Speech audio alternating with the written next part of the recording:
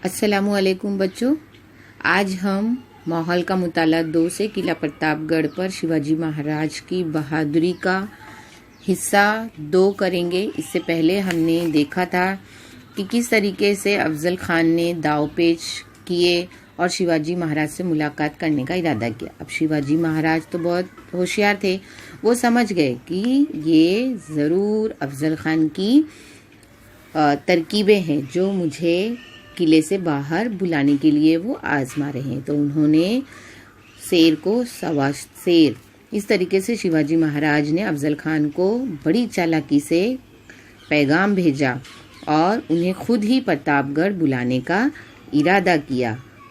मैंने आपके किले ले लिए, इसके लिए मैं कसूरवार हूँ, ऐसा शिवाजी महाराज ने पैगाम भेजा।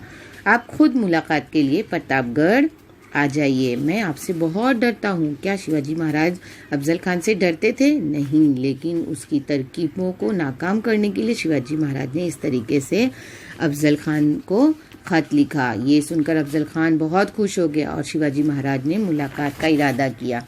अब शिवाजी महाराज जब मुलाकात के लिए जाने लगे तो उन्होंने इस तरीके से कपड़े पहने, उन्होंने ज़र्रा बख्तर पहना, आहनी टोपी, खंजर रखा और शेर के पंजे पहने, क्योंकि उनको मालूम था कि अफजल खान बहुत होशियार है और वो चालाकी से काम लेगा और मुझ पर ज़रूर हमला करेगा।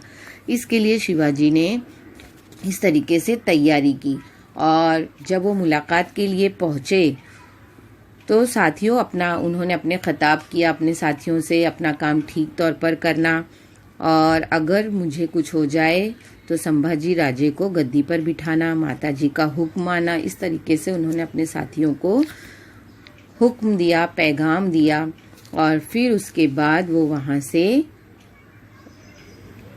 अब ये देखिए शिवाजी अफजल खान से मुलाकात के लिए शामियाने में पहुँच गए।